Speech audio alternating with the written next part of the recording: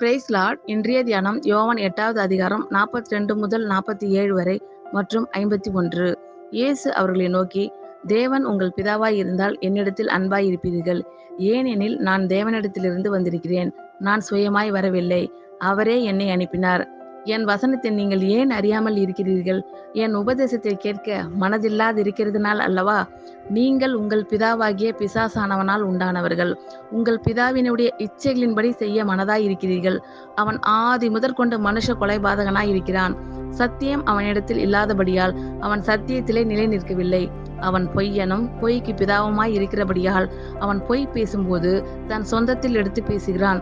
நான் உங்களுக்கு சத்தியத்தை சொல்லுகிறபடியினாலே நீங்கள் என்னை விசுவாசிக்கிறதில்லை. என்னிடத்தில் பாவம் உண்டென்று உங்களில் யார் என்னை குற்றப்படுத்தக்கூடும்?